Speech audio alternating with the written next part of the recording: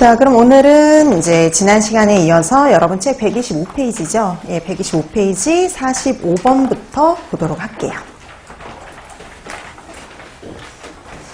자, 우리 지난 시간에 이제 식품 위생 검사 파트를 거의 다 했는데 이제 남은 게 독성 검사 파트죠. 그래서 이 주로 많이 나오는 게 미생물학적 검사라든지 독성 검사 이쪽 파트가 좀 잘 나오는 편인데요.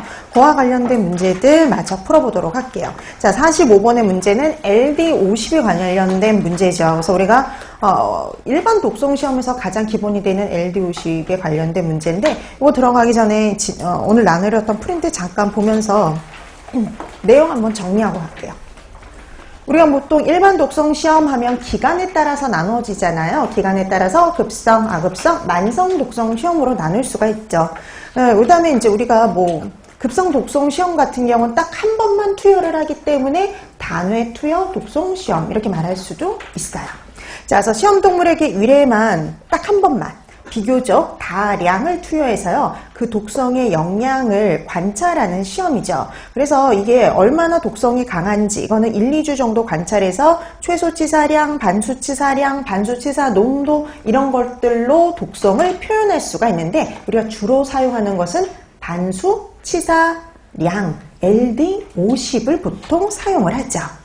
근데 우리가 보통 1회만 비교적 다량을 투여한다 그랬는데 한 개체에게 한 번만 투여를 하지만 이게 어느 정도를 투여해서 반수치사량이 되는지 아니면 최소치사량이 되는지는요 한 동물에게 한 번이지만 계속 여러 번을 시험을 해야지 반수치사량과 최소치사량을 구할 수가 있잖아요. 그럴 때 저농도부터 투여해서요, 점차 고농도로 일정한 간격으로 투여해서 반수치사량, 최소치사량 이런 것들을 구할 수가 있죠. 그래서 저농도부터 시작해서 고농도로 순차적으로 올려갑니다. 자, 그 다음에 보통 이 LD50을 구해가지고 우리가 독성이 얼마나 강한지를 표현을 하는데요. 이 LD50이라는 건 실험동물의 2분의 1, 50%를 치사시킬 수 있는 양을 의미하는데요. 동물 체중 킬로그램당 미리그램 수 내지는 그램 수로 표현을 하죠. 보통 LD50이 낮을수록 독성이 강한 거였죠. 자, 그다음에 아급성 독성 시험은 동물 수명의 10분의 1이에요. 그래서 시험 동물 수명의 10분의 1 기간 정도를 검사하는 거로요. 보통 우리가 일반적으로 흰지를 이용할 경우에는 1 내지 3개월 정도 관찰을 하죠.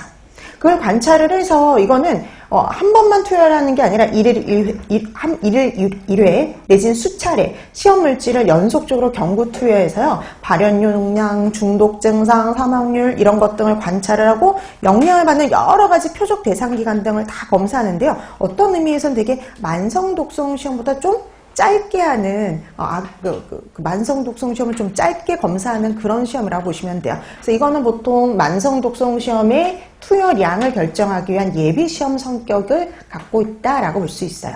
자, 그다음에 이제 마지막이 만성 독성 시험이죠. 만성은 말 그대로 장기간에 걸쳐서 경구적으로 섭취했을 때 어떤 장애나 아니면 중독이 일어나는가를 알아보기 위한 실험으로요. 보통 1, 2년 정도 관찰하는 게 기본이죠. 자, 1, 2년 정도 관찰해서 뭘 구하게 되냐면 최대 무작용량이라는 걸 구하게 되죠.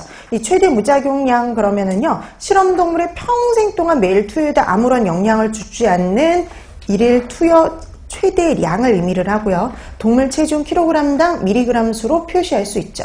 그럼 우리가 이 최대 무작용량을 가지고 또 구할 수 있는 게 있었죠.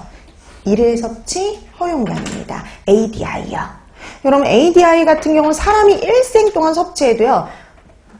지금 현 시점이 알려진 사실에 근거해서 바람직하지 않은 영향이 나타나지 않을 것으로 예상되는 물질의 일일 섭취량이에요. 그래서 사람이 일생 동안 먹어도 아무런 영향을 미치지 않는 하루 섭취량을 의미를 하는데요. 이걸 구하기 위해서 최대 무작용량을 구하는 거죠. 최대 무작용량에다가 안전계수의 역수를 곱해서 계산을 할 수가 있는데요. 그때 안전계수는요. 왜냐면 이건 동물을 대상으로 최대 무작용량을 검사하는 거기 때문에요. 개체 차이가 있고요. 사람마다도 개인차가 있거든요. 개체차 10배. 사람 간의 개인차 10배. 그래서 보통 가장 일반적인 수치는 얼마를 이용하냐면 100을 이용을 하죠.